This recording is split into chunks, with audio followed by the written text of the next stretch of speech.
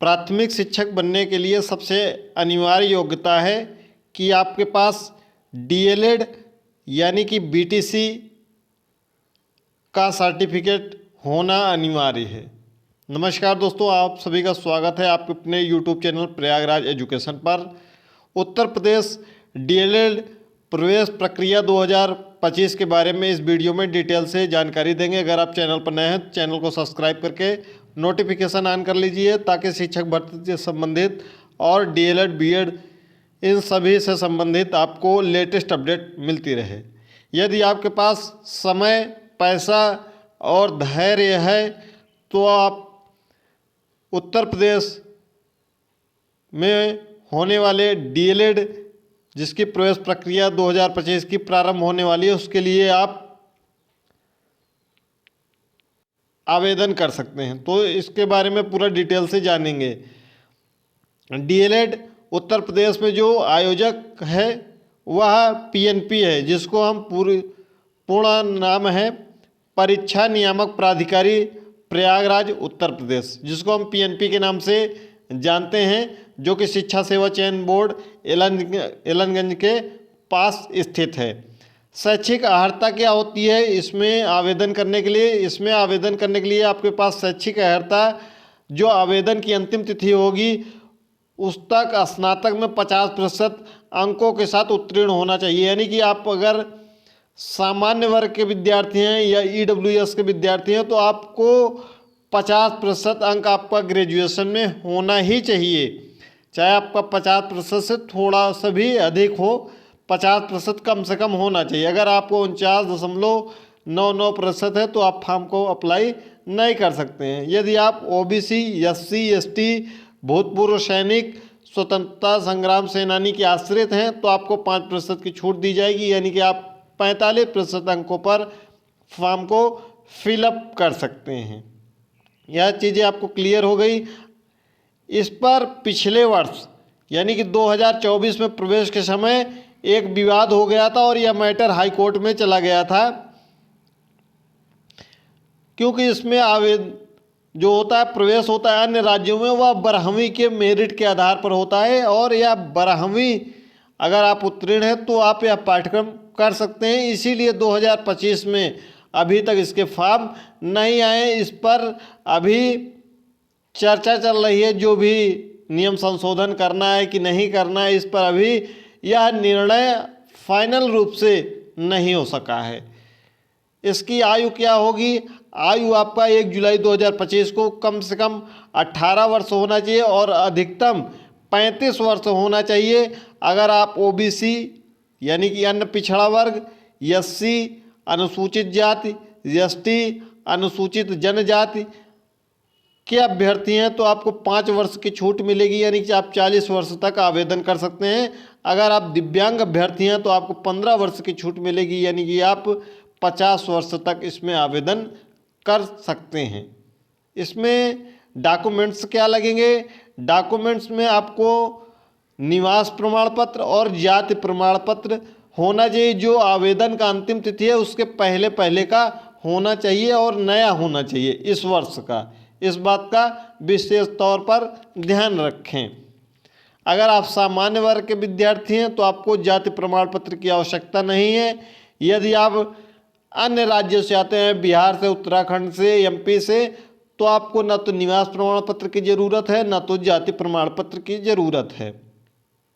आवेदन शुल्क कितना होता है इसमें आवेदन शुल्क होता है सामान्य वर्ग के विद्यार्थियों और ओबीसी वर्ग के विद्यार्थियों के लिए 700 रुपये शुल्क होता है आवेदन करने के लिए, और एससी एसटी के लिए 500 रुपये होता है और दिव्यांग वर्ग के अभ्यर्थियों के लिए 200 रुपये आवेदन शुल्क होता है। महिलाओं का अपने वर्ग के हिसाब से शुल्क होता है, यानी कि अगर सामान्य वर्ग की महिला है या ओबीसी वर्ग की महिला है तो 700 रुपये, अगर एससी एसटी वर्ग की महिला है तो 500 रुपये, ठीक है। अगर दिव्यांग है तो 200 रुपये। चयन की प्रक्रिया क्या होती है? चयन की प्रक्रिया में आपका कोई भी प्रवेश परीक्षा आयोजित नहीं होती है। हाई स्कूल का जो प्रतिशत है आपका, इंटर का जो प्रतिशत है आपका, स्नातक का जो आपका प्रतिशत है, उन तीनों को जोड़ दिया जाता है और उसके आधार पर मेरिट बनाई जाती है। फिर कैटेगरी वाइज आपका चयन होता है जो भी आपकी मेरिट होगी। जैसे हम मान लेते हैं आपका हाई स्कूल में 70% है, इंटर में आपका 70% है और ग्रेजुएशन में आपका 60% है, तो आपका कुल 200% अंक हो गया, यानी कि यही आपकी 200 मेरिट हो गई 300 में। ठीक है, फिर इसी के आधार पर आपका रैंक डिसाइड होता है जब आपके फॉर्म फिलअप हो जाते हैं। तो कमेंट बॉक्स में हमें ज़रूर बताइएगा कि आपके हाई स्कूल, इंटर और ग्रेजुएशन में कितने प्रतिशत अंक हैं और आप किस ज़िले में प्रवेश लेना चाहते हैं, डाइट में या प्राइवेट कॉलेज में। ये कमेंट बॉक्स में ज़रूर बताइएगा ताकि हम आपको कुछ सुझाव दे सकें। इसके जो संस्थान होते हैं वह 2 प्रकार के संस्थान होते हैं। एक डाइट संस्थान होता है जो कि हर ज़िले में स्थित है। लगभग 67 या 68 डाइट वर्तमान समय में संचालित हैं कुल 75 ज़िलों में। 1-2 डाइट पर काम चल रहा है, अगर बढ़ जाता है तो बढ़ जाएगा, उस पर अगर कंप्लीट हो जाता है। और जो निजी संस्थान है वह 2900 निजी संस्थान है, जिसमें कुल मिलाकर लगभग 2.5 लाख के आसपास में कुल सीटें हैं, यानी कि 2.5 लाख अभ्यर्थियों का प्रवेश हो सकता है। डाइट में 100 सीटें या 200 सीटें होती हैं, डाइट के हिसाब से कहीं कहीं 100 सीटें हैं, कहीं 200 सीटें हैं। डाइट में फीस कम लगती है और निजी संस्थान यानी प्राइवेट संस्थानों में शुल्क अधिक लगता है। जो डाइट यानी कि हर ज़िले में केवल एक डाइट है, हर ज़िले में केवल एक डाइट है, ठीक है, वहाँ पर शुल्क जो है 10,200 रुपये है एक वर्ष का। एक वर्ष का शुल्क 10,200 रुपये है। और जो निजी संस्थान है वहाँ पर एक वर्ष का शुल्क 41,000 रुपये है और प्रवेश के समय ही आपको पूरा शुल्क जमा करना पड़ता है। फिर आप जब द्वितीय वर्ष में जाते हैं तो फिर इतनी ही फीस आपको द्वितीय वर्ष में भी देना पड़ता है। आगे अब इसका शासनादेश वगैरह कब तक जारी होगा, विज्ञापन कब तक आएगा, अगर आप इसकी प्रतीक्षा कर रहे हैं तो आपको हमने एक वीडियो बनाया था लगभग 4 महीने पहले 7 जून को। उसके बीच में 2 वीडियो और बनाया था, पेपर में कुछ न्यूज आए थे, आर्टिकल आए थे, उसके माध्यम से तब से हमने वीडियो नहीं बनाया है। हमने आपको उस वीडियो में कहा था कि पीएनपी जो है सितंबर में प्रस्ताव भेज देगी और अक्टूबर में आपका आवेदन शुरू हो जाएगा, जबकि अक्टूबर आज लग गया है। तब जब हमने यह वीडियो बनाया था तो कई लोग तब बता रहे थे कि आपको जुलाई अगस्त में आवेदन शुरू हो जाएंगे।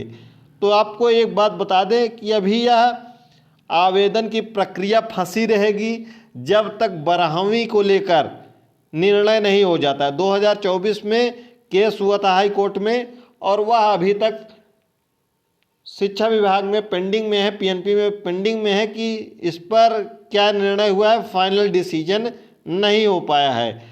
तो पीएनपी जो है अभी प्रस्ताव भेजेगी शासन को, फिर शासन शासनादेश जारी करेगा और जैसे ही शासनादेश जारी हो जाएगा वैसे ही इस पर विज्ञापन जारी हो जाएगा।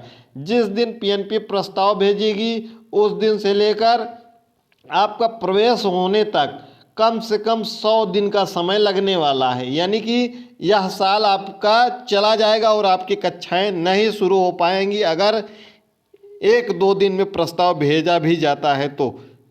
जबकि अभी कोई गुंजाइश नहीं दिख रही है कि प्रस्ताव भेजा जाएगा। हाँ, 1-2 संभावनाएं हैं कि अगर 1-2 महीने में यानी कि अक्टूबर या नवंबर तक प्रस्ताव भेजा जाएगा तो आपकी प्रवेश प्रक्रिया शुरू हो जाएगी।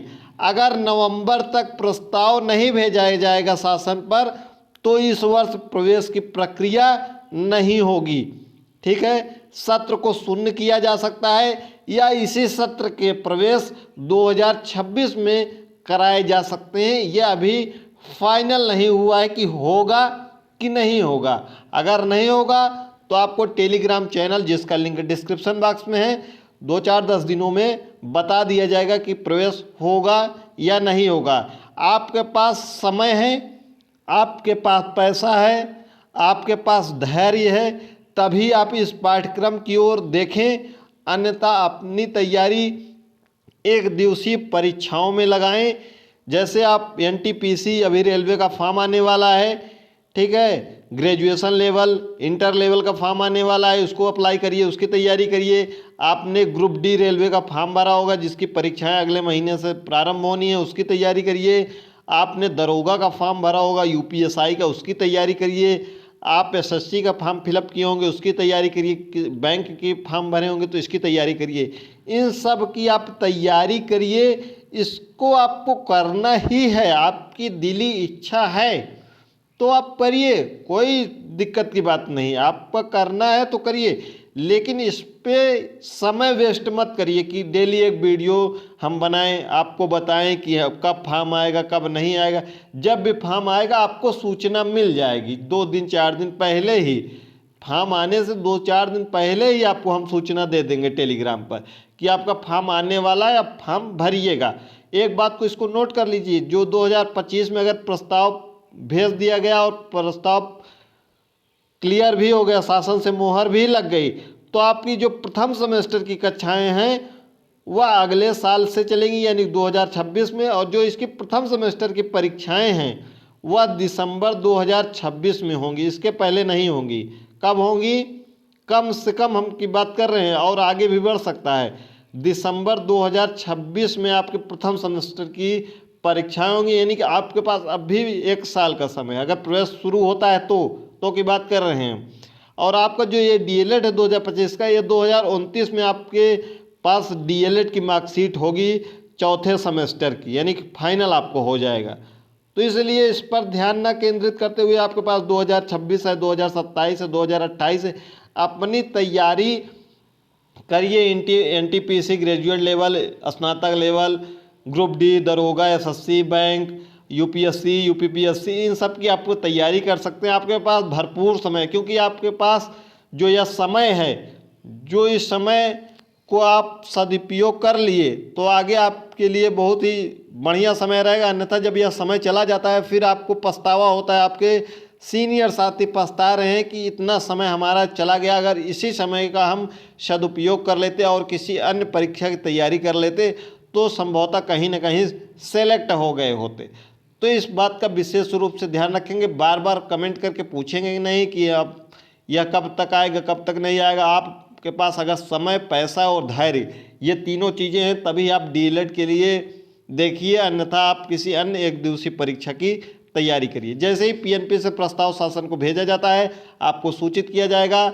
हो सकता है कि सत्र शून्य भी कर दिया जाए, या फिर इसी सत्र का प्रवेश अगले सत्र जुलाई में 2026 में 2025 का सत्र हो सकता है, क्योंकि 2015 का जो प्रवेश हुआ था 2016 में जाकर हुआ था। 2015 का प्रवेश 2016 में हुआ था जुलाई में, ठीक है। नाम उसका 2015 बैच ही था और उसके सत्र जुलाई 2016 में प्रवेश की प्रक्रिया प्रारंभ की गई थी। तो 2 महीने और है, अक्टूबर और नवंबर। अगर इस 2 महीनों में आपके लिए कोई सूचना आ गई फॉर्म के लिए तो ठीक है, अन्यथा इस पर हम वीडियो भी आपको अब नहीं बनाने हैं, क्योंकि हमने एक वीडियो 7 जून को बनाया और ये दूसरी वीडियो बना रहे हैं। बीच में 2 वीडियो और बनाया था पेपर के आर्टिकल के मुताबिक, ठीक है। तो आपको यह वीडियो अब दोबारा इस पर नहीं मिलेगी। अगर कोई सूचना आएगी, अग्रिम सूचना, टेलीग्राम चैनल का लिंक डिस्क्रिप्शन बॉक्स में है, वहाँ पर हम आपको सूचित कर देंगे।